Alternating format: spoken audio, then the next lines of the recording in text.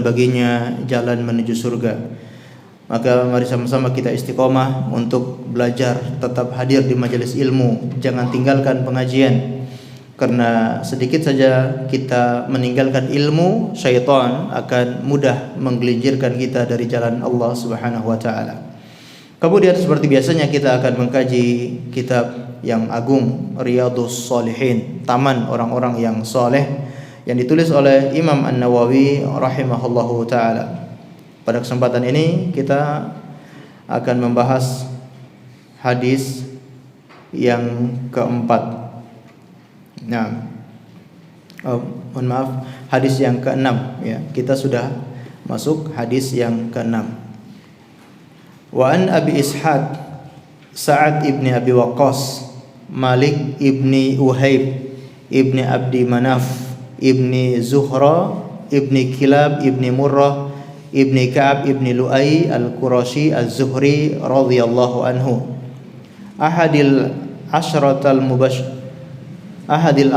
mashhudi lahum bil jannah radhiyallahu anhum, qala ja'ani Rasulullah sallallahu alaihi wasallam ya'uduni 'ama hajjatil wada min waja'in istadda bi, faqultu ya Rasulullah inni qad balagha bi minal waja' ma tara wa ana dhu malin wa la yarithuni illa ibnatun li, afa atasaddaqu bi thulutsai mali, qala la, qultu fashatru ya Rasulullah, faqala la, qultu fathulutsu ya Rasulullah, qala athulutsu wa thulutsu katsir au kabir, innaka an tadara warathataka agniya khairun min an tadarahum alatan yatakaffafuna an-nas, wa innaka lan tunfik nafaqatan tabtaghi biha wajha Allah illa ujirta 'alayha hatta ma ja'alu fi imra'atik, qala faqultu ya Rasulullah ukhallifu ba'da ashabi, qala innaka lan tukhallafa fata'mal 'amalan tabtaghi bihi wajha Allah illa izdatta bihi darajatan wa rif'atan, wa la'allaka an takhallafa hatta yantafi'a bika aqwamun wa yudarra bika akharun, Allahumma amdi li ashabi hijratahum wa la taruddahum ala aqabihim. Baik, ma'asyiral muslimin dan muslimat, a'azzani Allah wa iyyakum. Hadis yang ke-6 menceritakan kisah sahabat yang mulia Sa'ad bin Abi Waqqas, dan hadis ini diceritakan oleh beliau sendiri dari Abi Ishaq, kunyahnya Sa'ad bin Abi Waqqas, Malik bin Uhayb bin Abdi Manaf ibni Zuhra ibni Kilab ibni Murrah ibni Ka'ab ibni Lu'ay al-Qurashi. Beliau dari suku Quraisy dan bertemu dengan Rasulullah sallallahu alaihi wasallam di kakeknya yaitu Abdi Manaf ya. Kemudian di sini kata Imam An-Nawawi, ahadil asra al-mashhudi lahum bil jannah, salah satu dari 10 orang yang disaksikan oleh Rasulullah termasuk penghuni surga. Dia menceritakan, ja'ani Rasulullah sallallahu alaihi wasallam ya'uduni 'ama hajjatil wada min waja'in istaddabi. Rasulullah sallallahu alaihi wasallam datang menemuiku untuk menjenguk ketika haji wada, dan ketika itu aku sedang sakit keras. Maka aku bertanya kepada beliau, ya Rasulullah, wahai Rasulullah, sesungguhnya engkau telah menyaksikan apa yang menimpa saya berupa sakit yang begitu parah yang engkau ketahui.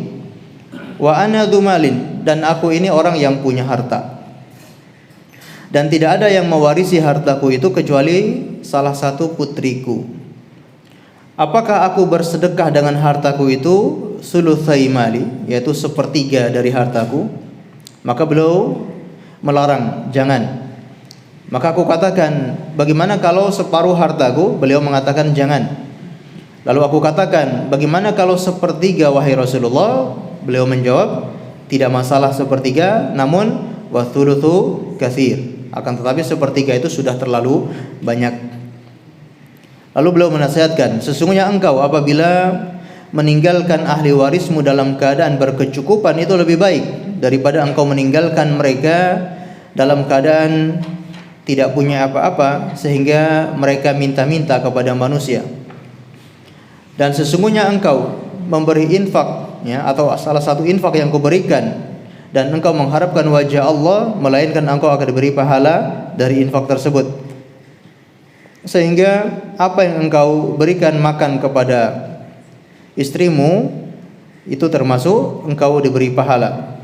Maka beliau mengatakan, wahai Rasulullah, ukhallafu ba'da ashabi, ya, aku tertinggal atau ditinggal oleh sahabat-sahabatku karena beliau sakit, otomatis tidak bisa pulang ke kota Madinah.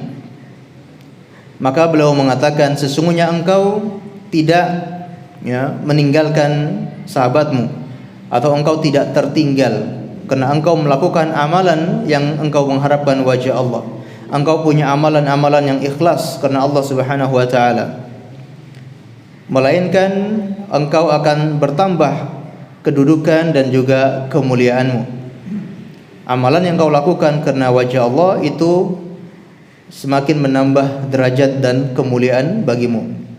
Wala'allaka an tukhallafa hatta yantafi bika aqwamun, dan bisa jadi umurmu malah lebih panjang. Umurmu akan malah panjang dan akan bermanfaat untuk sebagian orang dan juga akan memudaratkan sebagian orang. Allahumma amdi li ashabi hijratahum, ya Allah, panjangkan atau teruskan hijrahnya para sahabatku. Wala taruddahum ala aqabihim, dan jangan jadikan mereka kembali ke belakang mereka. Baik, ma'asyiral muslimin dan muslimat, a'azzani Allah wa iyyakum.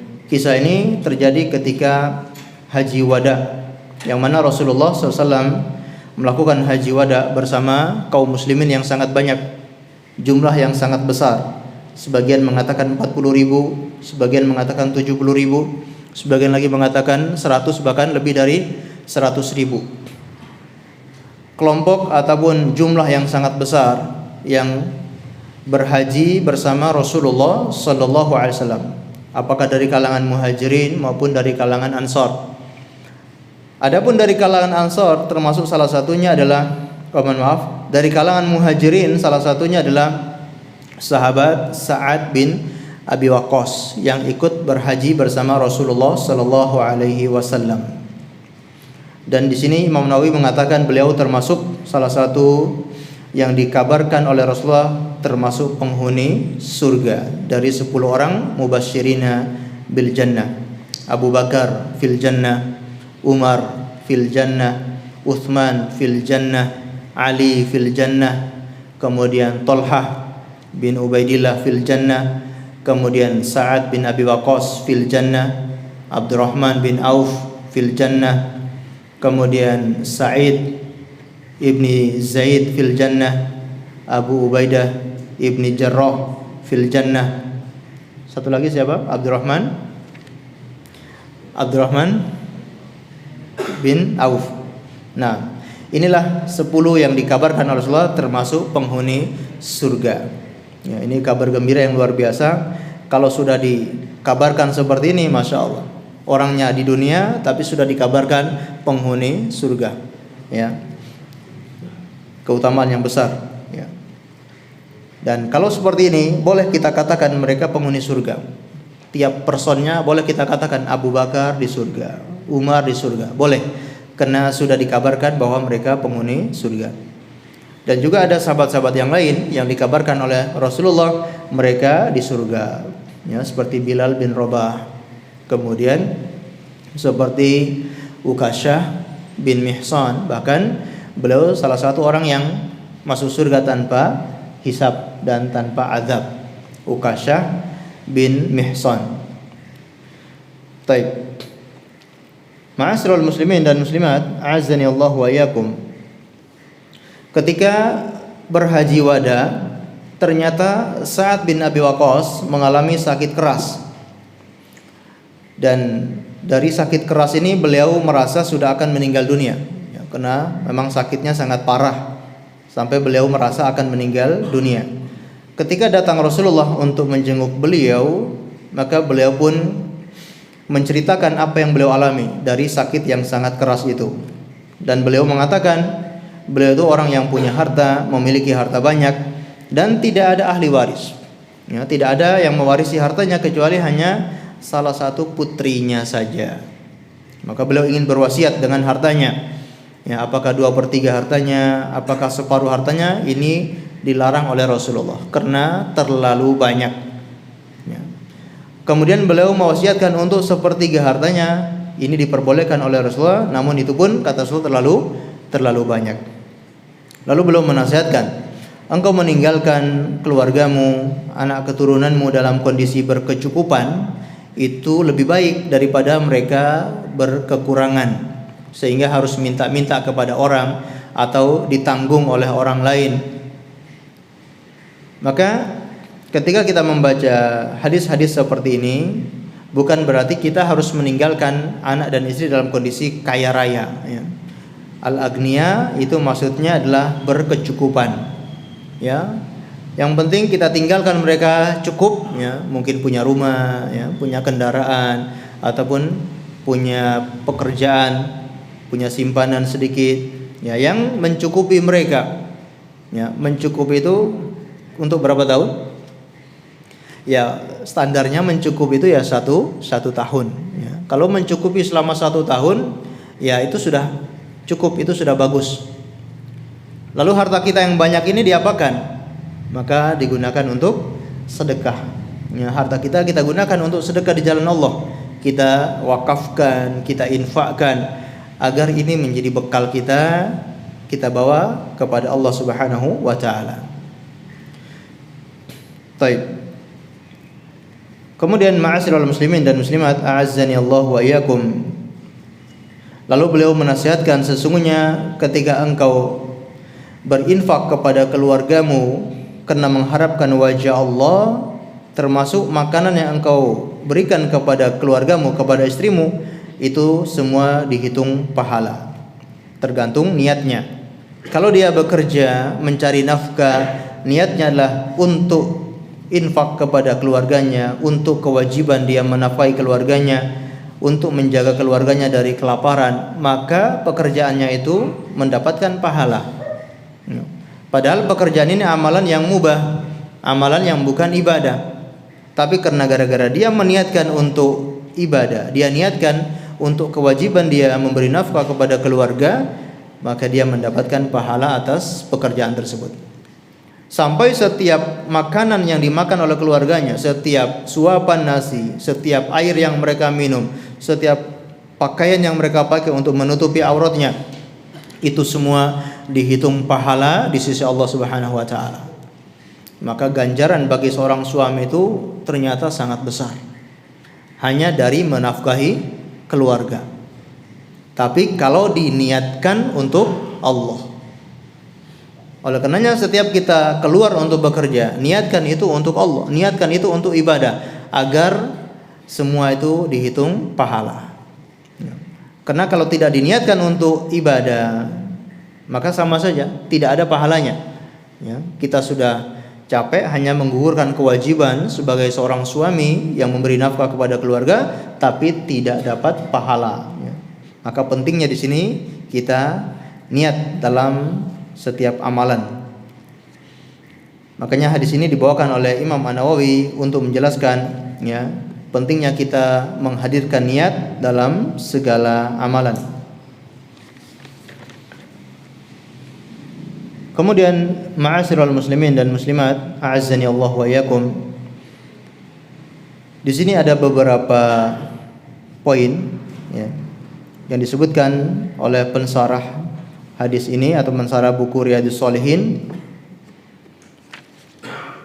yaitu yazuzu dzikrul marad li ghardi sahihin min nahwi mudawati au du'a rajulin salih. Bolehnya seseorang itu menyebutkan penyakitnya dengan tujuan untuk pengobatan atau untuk didoakan oleh orang yang soleh. ketika ada yang menjenguk kita sedang sakit, tidak masalah kita menceritakan apa yang kita alami. Ya, saya sedang sakit apa? Saya sedang sakit lambung, saya sedang sakit ini.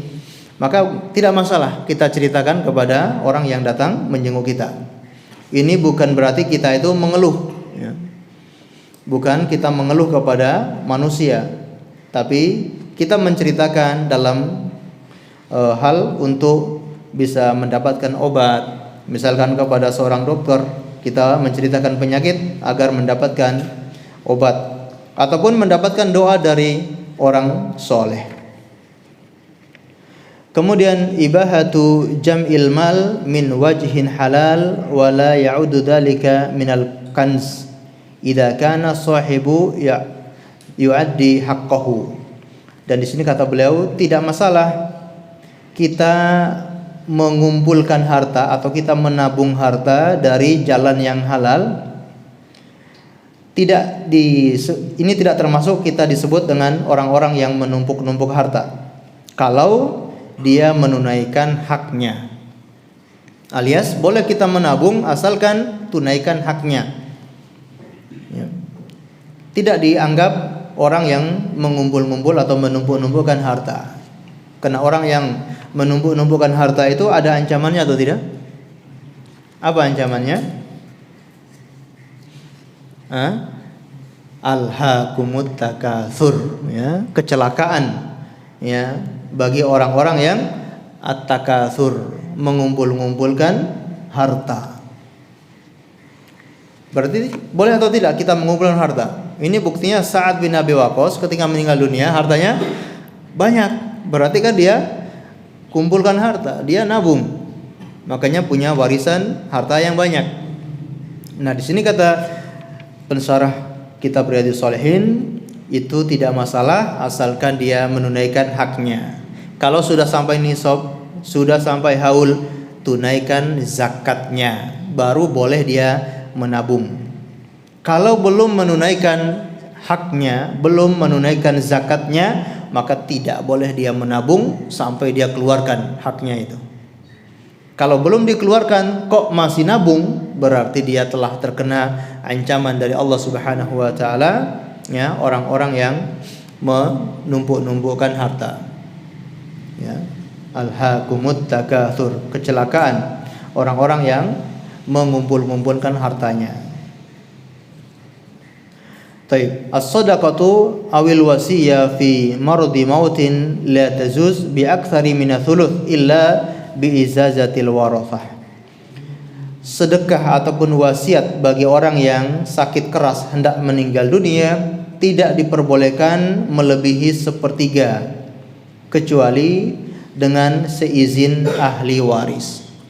Kalau ahli warisnya semua ternyata kaya-kaya, anak-anaknya semua sukses, berhasil, kaya-kaya semuanya, mereka pengen, ya, harta peninggalan ayahnya itu semuanya disedekahkan, ya, semuanya diwasiatkan untuk diinfakkan di jalan Allah, dan mereka semua setuju, maka ini tidak masalah. Tapi kalau ahli warisnya tidak setuju, maka tidak boleh melebihi sepertiga.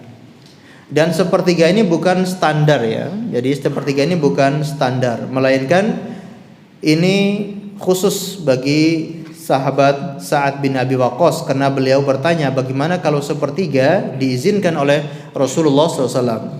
Ya.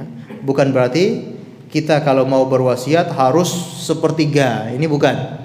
Ya. Dan bukan sunnah, ya. Bukan sunnah berwasiat dengan sepertiga harta. Tapi ini karena sahabat Sa'ad bin Abi Waqqas bertanya, maka dibolehkan, dan beliau tetap mengingatkan bahwa sepertiga itu sudah termasuk harta yang banyak. Yuthabul insan ala amalihi biniyatihi. Seseorang itu akan diberi pahala sesuai dengan niatnya tersebut. Ya. Ini yang disebutkan oleh Rasulullah sallallahu alaihi wasallam, ya, engkau memberikan nafkah, ya, yang mana engkau niatkan untuk Allah Subhanahu wa taala, maka engkau akan mendapatkan pahala di sisi Allah Subhanahu wa taala. Begitupun sahabat Sa'ad bin Abi Waqqas tetap dihitung punya keutamaan yang besar karena niatnya beliau. Baik. Dalam hadis ini Sa'ad bin Abi Waqqas itu yang beliau permasalahkan itu apa? Bukan beliau mempermasalahkan tentang warisan, tapi yang beliau permasalahkan adalah kalau beliau sakit keras dan para sahabat itu sudah pulang ke Madinah, beliau masih di Mekah, lalu meninggal di Mekah, otomatis kan tidak termasuk muhajirin lagi. Itu yang beliau pertanyakan kepada Rasulullah, wahai Rasulullah, para sahabat saya telah meninggalkan saya nanti tidak termasuk muhajirin lagi karena meninggalnya di Mekah. Nah, maka dihibur oleh Rasulullah SAW, engkau dengan niatmu karena Allah Subhanahu wa taala, engkau tetap mendapatkan pahala muhajirin. Maka di sini poinnya adalah seseorang itu dinilai ataupun diberi pahala sesuai dengan niatnya tersebut. Walaupun dia meninggal di Mekah, beliau tetap dihitung orang yang muhajirin, karena orang yang muhajirin punya kemuliaan, punya keutamaan yang besar. Namun apa yang terjadi? Ternyata sahabat Sa'ad bin Abi Waqqas bukan meninggal, malah masih hidup panjang, ya. Bahkan beliau disebutkan masih hidup lama sampai memiliki keturunan yang sangat banyak. Maka di sini mukjizat Rasulullah sallallahu alaihi wasallam, beliau mengatakan, ya, dan bisa jadi wala'allaka an tukhallafa hatta tantafi bika aqwamun wa yudarra bika akharun. Bisa jadi umurmu malah panjang, engkau enggak meninggal. Bisa jadi umurmu malah panjang. Orang-orang akan bisa mengambil manfaat darimu dan orang-orang merasa bahaya dengan keberadaanmu, alias musuh-musuh Islam merasa bahaya ketika ada sahabat Sa'ad bin Abi Waqqas. Terbukti atau tidak? Terbukti ketika beliau menjadi panglima perang, ya, yaitu ketika perang apa? Qadisiyah, ya. Ketika perang Qadisiyah, beliau menjadi panglima perang melawan Persia dan dimenangkan oleh kaum muslimin. Dan banyak orang yang mengambil manfaat dari sahabat Sa'ad bin Abi Waqqas radhiyallahu anhu. Taib, ya. Beliau disebutkan ketika sakit keras ini usianya 40 tahun. Ya, berarti masih agak muda, ya. Ketika usia 40 tahun beliau haji wada, beliau berhaji bersama Rasulullah di haji wada, kemudian beliau sakit keras. Ya. Dan ternyata beliau masih hidup, ya, hidup lama, yaitu selama 45 tahun lagi. Masya Allah, ya. Cukup lama. Jadi beliau meninggal dunia usianya ketika itu 85 tahun dan meninggalkan 36 anak, ya. Jadi meninggalkan 36 anak. Tadi dia pikir anaknya cuma satu orang, perempuan, ya. Sehingga dia, bagaimana harta saya ini sangat banyak, anak saya cuma satu dan itu juga perempuan. Namun Allah Subhanahu wa taala mentakdirkan lain, beliau hidup panjang dan punya anak banyak, sekitar 36 orang. Ini pelajarannya, ya. Kadang orang itu sudah merasa akan mati, ternyata masih hidup panjang. Sebaliknya orang merasa hidupnya masih sehat, merasa hidupnya masih panjang, ternyata meninggal dunia, ya. Makanya pesan dari Imam Asy-Syafi'i rahimahullahu taala, tazawwad bit-tuqa fa innaka la tadri idza janna al-lail hal ta'ishu ilal fajri. Ya, berbekalah dengan ketakwaan karena engkau tidak tahu ketika datang malam apakah engkau bisa hidup sampai waktu fajar. Wa kam min sahihin mata bi ghairi illatin wa kam min saqimin qad asahina minad dahr. Betapa banyak orang yang sehat, ya, ternyata dia sudah meninggal dunia, ya. Wa kam min sahihin mata bi ghairi illatin. Betapa banyak orang sehat mati tanpa sebab, ya, tidak ada sakit, tidak ada apa-apa, tiba-tiba meninggal dunia, ya. Tidur malam, besoknya ternyata sudah tidak bisa bangun. Wa kam min saqimin qad asahina minad dahr. Dan betapa banyak orang yang sakim, yang sudah sakit parah, ternyata masih hidup panjang. Ini perlunya kita selalu berbekalkan ketakwaan, karena tidak ada yang tahu ajal itu datang menjemput kita dalam kondisi sakit maupun dalam kondisi sehat. Baik, ma'asyiral muslimin dan muslimat, a'azzani Allah wa iyyakum. Kemudian wal infaq 'alal 'iyal fihi ajrun idza qasada al insan bihi wajh Allah taala wa yura'i fil infaq was shadaqat al aqrab fal aqrab. Dan berinfak kepada keluarga itu akan mendapatkan pahala apabila seorang itu meniatkan untuk wajah Allah Subhanahu wa taala. Kemudian dia memperhatikan di dalam berinfak itu, yaitu al-aqrab fal aqrab, yang lebih utama dulu baru yang tidak terlalu utama. Dalam keluarga itu ada yang lebih utama, ya, yang menjadi kewajiban misalkan, yaitu anak dan istri, itu menjadi kewajiban suami. Kalau anak dan istri ternyata alhamdulillah sudah tercukupi, boleh kita infak kepada keluarga yang lain, ya, apakah kepada ibu kita, kepada orang tua kita.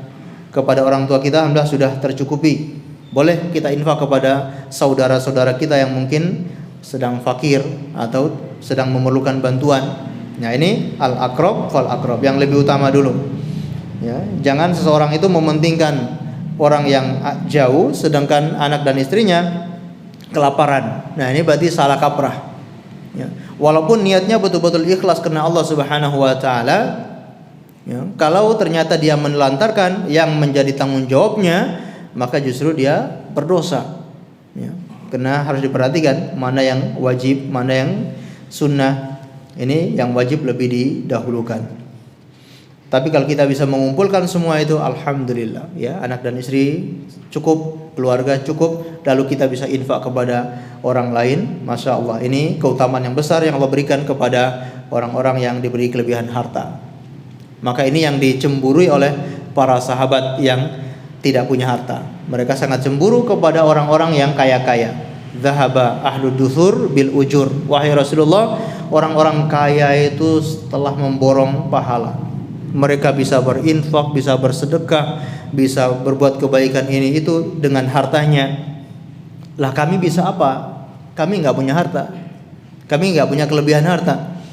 Maka diajari oleh Rasulullah SAW, ya, zikir, bacaan-bacaan yang itu kalau dibaca itu bernilai sedekah. Wa fi kulli tasbihatin shadaqah. Setiap tasbih itu sedekah. Fi kulli tahmidin shadaqah. Tahmid, tahlil, itu semua adalah sedekah, ya.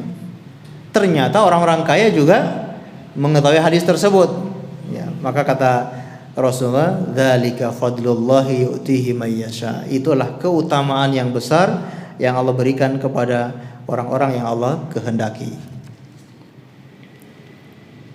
Kemudian ma'asyiral muslimin dan muslimat, a'azzani Allah wa iyyakum. Ya. Kita lanjutkan hadis yang berikutnya. Wa an Abi Hurairah Abdurrahman ibn Sakhr radhiyallahu anhu qala Rasulullah sallallahu alaihi wasallam, innallaha la yanduru ila ajsamikum wala ila suwarikum walakin yanduru ila qulubikum. Rawahu Muslim. Rasulullah sallallahu alaihi wasallam bersabda, sesungguhnya Allah Subhanahu wa taala tidak melihat kepada tubuh-tubuh kalian, wala ila suwarikum, dan juga kepada rupa-rupa kalian, akan tetapi Allah melihat kepada hati-hati kalian. Hadis yang ketujuh ini, ya, merupakan hadis yang agung yang menunjukkan kepada kita bahwa yang menjadi penilaian Allah Subhanahu wa taala itu bukan fisik, itu bukan harta, bukan kedudukan, bukan juga rupa, namun yang menjadi penilaian Allah Subhanahu wa taala adalah qulubikum, yaitu hati kalian. Keimanan, keikhlasan, ketakwaan, itulah yang dinilai oleh Allah Subhanahu wa taala. Oleh karenanya Rasulullah sallallahu alaihi wasallam juga bersabda yang menunjukkan bahwa hati itu adalah masdar kullu syai'. Hati itu adalah sumber segalanya. Kalau hatinya baik maka semuanya akan baik, dan hatinya buruk semuanya akan buruk. Kata Rasulullah sallallahu alaihi wasallam, "Ala inna fil jasadi mudghah, idza saluhat saluhal jasadu kulluh, wa idza fasadat fasada jasadu kulluh, ala wahyal qalb." Ketahuilah bahwasanya pada jasad itu ada segumpal daging. Apabila segumpal daging itu baik, maka akan baik semuanya. Semua jasadnya akan menjadi baik. Namun kalau segumpal daging itu rusak, maka akan rusak pula anggota tubuh yang lain. Ketahuilah segumpal daging itu adalah hati. Ya, maka hati ini jadi poros, menjadi penentu. Ya, maka yang dinilai oleh Allah Subhanahu wa taala isi hati kita. Allah tidak melihat yang lahiriahnya, tapi batiniahnya yang dinilai oleh Allah Subhanahu wa taala. Lahiriah tidak akan berguna apapun kalau batiniahnya rusak. Namun lahiriah ini bisa bermanfaat kapan? Kalau batiniahnya baik. Kalau batiniahnya baik, maka lahiriahnya akan mengikuti. Ya. Dan termasuk yang dilihat oleh Allah Subhanahu wa taala adalah ketakwaan. Makanya ketika Allah terangkan bahwa Allah telah menciptakan manusia dari berbagai macam suku, dari berbagai macam bangsa, warna kulit yang berbeda-beda, lalu kata Allah Subhanahu wa taala, yang paling mulia dari itu semua yaitu apa? Inna akramakum indallahi atqakum. Yang paling mulia di sisi kalian, yang paling mulia di antara kalian di sisi Allah Subhanahu wa taala adalah yang paling bertakwa. Ya, surat Al-Hujurat ayat 13. Ma'asyiral muslimin dan muslimat, a'azzani Allah wa iyyakum. Jadi di sini kata Rasulullah SAW, Allah tidak melihat kepada jasad-jasad kalian, yaitu kepada tubuh-tubuh kalian. Allah tidak melihat tubuhnya apakah kurus ataupun gemuk, tubuhnya tinggi ataupun pendek, ya. Tidak dilihat itu. Dan juga Allah tidak melihat suwarikum, yaitu rupa-rupa kalian, ya, rupanya cantik ataupun kurang cantik, atau rupa yang tampan maupun kurang tampan. Itu bukan menjadi patokan. Ataupun nasab, ya, Allah tidak melihat nasab seseorang, ya, dari keturunan bangsawan atau dari keturunan ningrat. Itu bukan menjadi patokan. Atau juga bukan dari harta seseorang, ya, Allah tidak melihat apakah ini orang kaya, ini orang miskin. Namun yang dilihat oleh Allah Subhanahu wa taala hatinya yang bertakwa, yang ikhlas, yang iman. Ini yang akan dinilai oleh Allah Subhanahu wa taala. Namun manusia, ya, fitrahnya yang dinilai oleh manusia, yang menjadi patokan manusia, yaitu apanya? Lahiriahnya. Ya, manusia itu patokannya adalah lahiriahnya. Ketika ada orang kaya, dihormati. Ketika ada orang yang punya kedudukan, ya, punya kekuasaan, ya, dia menghormati. Karena itu fitrah manusia, ya, melihat dari luarnya atau dari tampangnya, dari rupanya, itu yang menjadi penilaian manusia, ya. Apalagi ibu-ibu, ya, yang dilihat adalah bagaimana fisiknya, bagaimana hartanya, bagaimana kedudukannya. Namun yang dinilai oleh Allah Subhanahu wa taala adalah yang ada di dalam isi hatinya. Dan ini juga menjadi pelajaran bagi kita bahwa pusat perhatian kita terbesar itu bukan lahiriah, tapi batiniah. Yang harus kita urusi terlebih dahulu itu batiniahnya sebelum lahiriahnya. Kadangkala manusia itu kan yang diurusi menjadi pusat perhatian dia adalah lahiriah. Ketika bajunya kotor sedikit saja, malu dia akan pakai baju itu. Dia cuci bersih, bahkan tidak mau memakai baju itu. Ketika kendaraannya terkena kotoran sedikit saja, dia tidak mau memakai kendaraan tersebut atau malu, dia harus bersihkan, harus dia cuci kendaraan itu. Ya, wajahnya kotor sedikit saja, ya, dia cepat-cepat untuk hilangkan kotoran itu. Itu manusia lebih memperhatikan fisik luarnya, lahiriahnya. Tapi hal itu berbeda ketika batiniahnya kotor. Apakah perhatiannya seperti perhatian kita kepada lahiriah? Ketika kita merasa batiniahnya itu sedang kotor, ya, sedang ada dosanya, sedang ada maksiatnya, sedang ada penyakit-penyakit hatinya, ada irinya, ada dengkinya, ada dendamnya, apakah kita segera untuk membersihkan itu atau kita biarkan? Nah, ini akan membuktikan kita ini lebih peduli kepada lahiriah atau batiniah. Maka dari hadis ini menjadi pelajaran bagi kita bahwa yang menjadi patokan kita yang paling utama kita urusi adalah batiniah. Karena kalau insya Allah batiniah ini suci, batiniah ini bersih, akan baik semua lahiriahnya. Orang yang punya harta, orang yang punya jabatan, orang yang punya tampang yang bagus, orang yang punya tubuh yang kekar, itu semua akan berguna kalau batiniahnya bagus. Kalau batiniahnya bagus, batiniahnya soleh, maka yang lahiriah ini akan baik semuanya.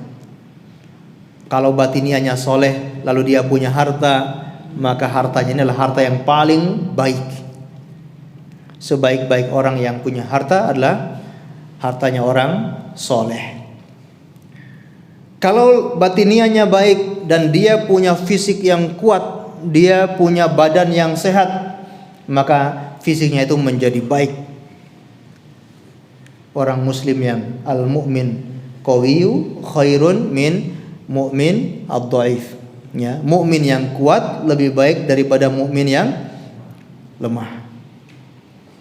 Begitupun orang yang punya kedudukan, punya kekuasaan, kalau batiniahnya bagus, maka kekuasaannya akan dijadikan menjadi pahala. Kekuasaannya digunakan di jalan Allah Subhanahu wa taala. Dia bisa mencegah kemungkaran dengan kekuasaannya, dengan tanda tangannya saja dia bisa menghilangkan kemungkaran. Itu kalau batiniahnya bagus. Tapi sebaliknya, ya, kalau batiniahnya buruk, maka lahiriah ini tidak berguna sama sekali di sisi Allah Subhanahu wa taala.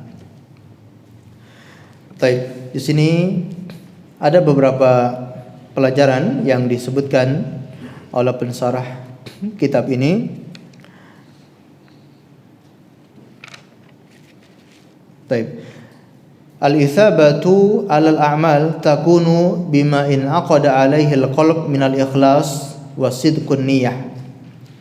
Ya, sesungguhnya amalan itu akan diberi pahala kalau ya amalan itu hatinya ikhlas dan niatnya benar.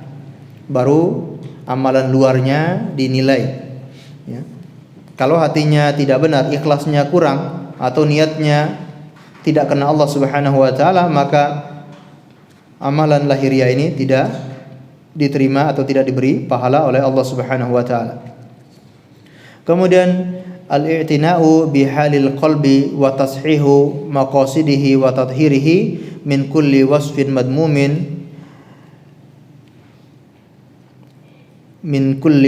madmumin yamaqtahullahu. Dan kita lebih memperhatikan kondisi hati kita dan mensucikannya ya dari sifat-sifat yang buruk yang dimurkai oleh Allah Subhanahu wa taala. Kemudian al-i'tina'u bi islahil qalbi muqaddam ala amalil jawarih. Ini yang tadi kita sebutkan, bahwa perhatian kepada mensucikan atau menislahkan hati itu lebih diutamakan daripada mengislah amalan jawarih, amalan lahiriah. Lianna amalul qalbi musihun lil a'malis syar'iyyah. Karena sesungguhnya amalan hati itu akan membuat sah amalan-amalan lahiriah. Wa qad tasluhul a'mal al-insan wa tufsidu niyatahu ma'a dzalika fayu'amil bi dhahiri a'malihi wa natruku sariratihi lillahi ta'ala. Kemudian di sini qad taslu a'malul insan, dan bisa jadi amalan seorang itu dianggap sah ataupun dianggap rusak. Namun ketika kita bermuamalah dengan orang, yang kita jadikan patokan adalah amalan zahir, amalan lahiriahnya. Ya, ketika kita bermuamalah dengan orang, maka yang kita lihat adalah amalan zahirnya. Makanya Rasulullah sallallahu alaihi wasallam ketika datang dua orang yang bersengketa, maka beliau mengatakan, aku ini menghukumi kalian secara zahirnya, dan aku Yang aku lihat secara zahirnya, siapa di antara kalian yang hujahnya kuat, yang alasan-alasannya logis, bukti-buktinya ada, maka itulah yang saya menangkan. Dan saya enggak menghukumi apa yang tidak saya ketahui. Nah, kita menghukumi manusia itu sesuai dengan zahirnya, sedangkan sariratihi ataupun kondisi batinnya itu kita serahkan kepada Allah Subhanahu wa taala. Baik. Ma'asyiral muslimin dan muslimat, a'azzani Allah wa iyyakum. Kita lanjutkan sedikit lagi hadis yang ke-8. An Abi Musa Abdullah ibni Qais al-Ash'ari radhiyallahu anhu qala su'ila Rasulullah sallallahu alaihi wasallam anir rajuli yuqatilu syuja'atan wa yuqatilu hamiyatan wa yuqatilu riya'an ayu dzalika fi sabilillah. Faqala Rasulullah sallallahu alaihi wasallam man qatala litakunu kalimatullahi hiyal ulya fahuwa fi sabilillah. Hadis muttafaqun alaih. Dari Abi Musa al-Ash'ari radhiyallahu anhu, dia berkata, ada seseorang bertanya kepada Rasulullah, atau Rasulullah ditanya oleh seseorang tentang seseorang yang berperang secara berani, ya, seseorang berperang dengan sangat berani, dan seseorang berperang dengan membela sukunya, ya, atau seseorang yang berperang dengan untuk menunjukkan keberanian, ya, untuk menunjukkan kekuatannya, dan seseorang yang berperang untuk membela sukunya. Kemudian wa yuqatilu riya'an, ada seseorang yang berperang karena riya, untuk diketahui oleh manusia. Ayu dzalika fi sabilillah, siapakah mereka yang berperangnya itu di jalan Allah Subhanahu wa taala? Kata Rasulullah sallallahu alaihi wasallam, barang siapa yang berperang untuk menjadikan kalimat Allah itu tinggi, maka dia berperang di jalan Allah Subhanahu wa taala. Jadi dari hadis ini ada seseorang yang bertanya kepada Rasulullah, dan tidak disebutkan siapa orang yang bertanya kepada Rasulullah sallallahu alaihi wasallam, karena hal itu tidak terlalu penting. Yang penting adalah apa pertanyaannya dan apa jawabannya, ya. Maka di sini kadang-kala tidak disebutkan, ya, siapa yang bertanya kepada Rasulullah. Intinya yang bertanya itu seorang sahabat, ya. Baik. Dia bertanya kepada Rasulullah sallallahu alaihi wasallam, ya, tentang 3 model orang yang berjihad. Ya, tentang 3 model orang yang berjihad. Yang pertama, dia berjihad karena menunjukkan keberaniannya. Yang kedua, dia berjihad karena untuk membela suku atau kaumnya. Yang ketiga, dia berjihad karena untuk riya, ya, agar dilihat oleh manusia atau dipuji oleh manusia. Nah, dari 3 model ini, siapakah yang betul-betul berperang di jalan Allah Subhanahu wa taala? Nah, di sini Rasulullah menjawabnya itu tidak sesuai dengan pertanyaan satu persatunya, ya. Beliau tidak menjawab sesuai dengan pertanyaannya, tapi beliau menjawab secara umum, ya. Beliau tidak mengatakan, oh, orang yang berjihad karena keberanian, orang yang berjihad karena membela suku, orang yang berjihad karena riya. Beliau tidak menjawab satu persatu seperti itu, tapi beliau langsung menjawab secara umum bahwa barang siapa yang berjihad untuk meninggikan kalimat Allah, maka dia berjihad di jalan Allah Subhanahu wa taala. Menunjukkan apa? Bahwa orang di dalam berjihad itu tidak cuma 3 model yang disebutkan. Niat orang ketika berjihad itu berbeda-beda, beraneka ragam, tidak hanya 3 ini saja niat orang berjihad. Bahkan niatnya bermacam-macam. Ya, ada yang niatnya agar mungkin dikenal, ya, ada yang niatnya mungkin karena untuk dikenang, ya, untuk dikenang, ya, disebut-sebut sebagai apa? Pahlawan, biar nanti dimakamkan di makam pahlawan, ya. Nanti dibikinkan jalan, nama nama jalan. Oh, ini jalan jenderal ini. Kalau niatnya untuk itu, maka itu bukan fisabilillah. Ataupun masih banyak lagi niat-niat orang di dalam berperang. Maka dijawab oleh beliau, yang fisabilillah adalah memang niatnya ikhlas karena Allah untuk meninggikan kalimat Allah.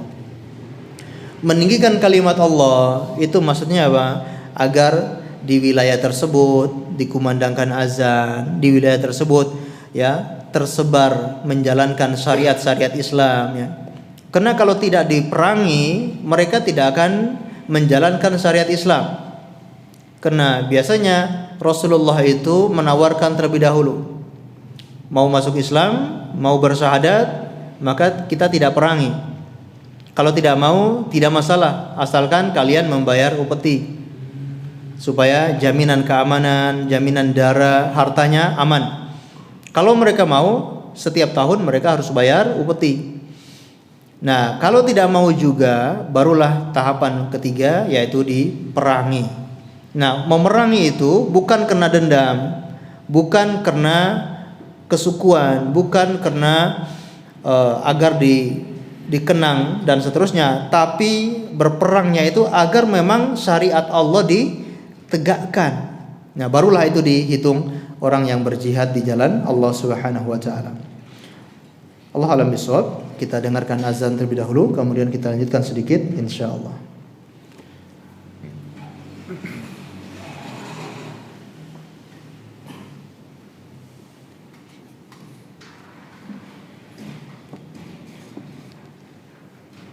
Allahu Akbar, Allahu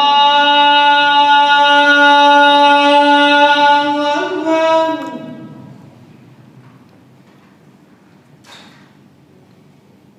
Allahu Akbar, Allahu Akbar.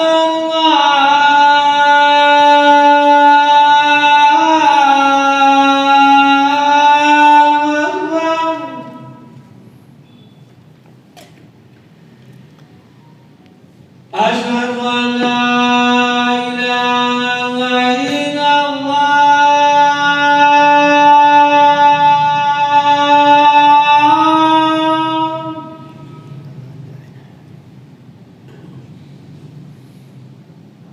Asyhadu an la ilaha illallah.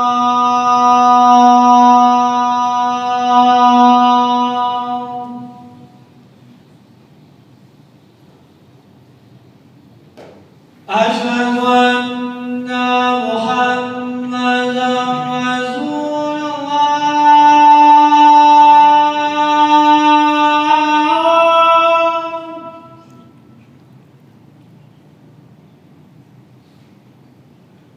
Asyhadu anna Muhammadan Rasulullah.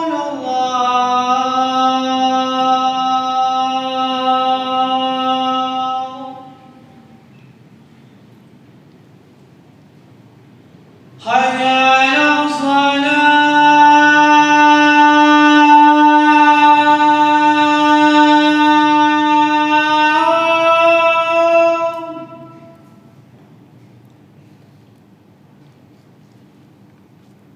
Hayya 'alas salah.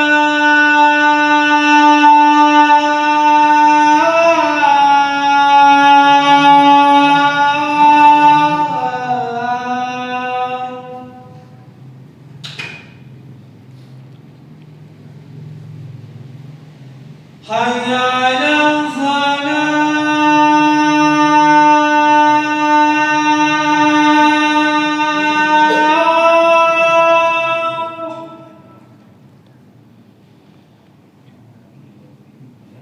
Hayya 'alas falah.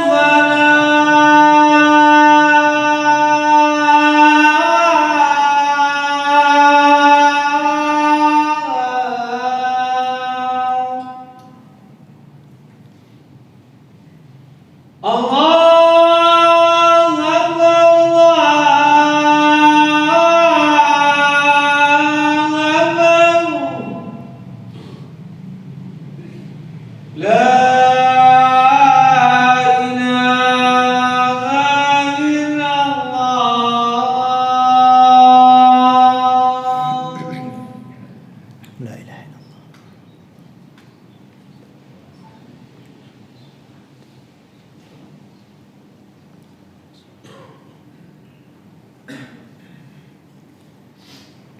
Baik. Ma'asyiral muslimin wal muslimat, a'azzani Allah wa iyyakum. Hadis yang ke-8 ini menunjukkan kepada kita betapa pentingnya niat di dalam hati, terutama bagi mereka-mereka yang berjihad, yang berperang, mengorbankan jiwanya untuk melawan musuh, maka penting menghadirkan niat. Terutama bagi saudara-saudara kita yang sedang berjuang, ya, mungkin para tentara, ya, yang membela tanah air, maka jangan cuma membela negara, jangan cuma membela tanah air, tapi niatkan dalam hati untuk meninggikan kalimat Allah. Ketika berperang, niatkan, saya berperang ini karena menjaga martabat kehormatan negara agar tidak dijajah, tidak ditindas, tidak ada kezaliman. Niatkan seperti itu agar ketika dia meninggal dunia, meninggal dalam kondisi mati syahid. Ya, ataupun dia niatkan, saya berperang untuk agar kaum muslimin itu bisa beribadah dengan tenang. Karena kalau nanti dikuasai oleh musuh atau dikuasai oleh orang kafir atau negara ini, memang kebanyakan yang berperang ini notabene adalah orang kafir, bisa jadi nanti akan melarang kaum muslimin ibadah, melarang kaum muslimin untuk melakukan ajaran agamanya. Dia niatkan untuk melindungi kaum muslimin, maka insya Allah dia berjihad, dia berperang di jalan Allah Subhanahu wa taala. Jadi jangan murni cuma membela tanah air. Nah, ini masuk dalam larangan ini, yaitu orang yang membela suku atau membela kaumnya saja. Tidak dihitung fisabilillah kalau memang murni untuk membela tanah air saja. Tidak dihitung fisabilillah. Allahu alam bissawab. Kemudian di sini ada poin yang perlu kita sampaikan, yaitu kalau ada seseorang muslim yang meninggal di medan perang, maka kita sifati atau mungkin kita anggap dia adalah orang yang mati syahid. Karena kita melihat secara dohirnya. Secara dohirnya dia mati di medan perang, maka dia diperlakukan seperti orang yang mati syahid. Yaitu apa? Tidak dimandikan, ya, tidak dikafani dan tidak disolati, langsung dikuburkan. Nah, bermuamalah dengan orang yang gugur di medan perang seperti orang yang mati syahid. Adapun niatnya itu kita serahkan kepada Allah Subhanahu wa taala. Allahu a'lam bishawab. Barangkali cukup sekian yang bisa kita sampaikan pada kesempatan malam hari ini. Semoga bermanfaat untuk kita semuanya. Sebelum kita akhiri, mungkin ada yang ditanyakan.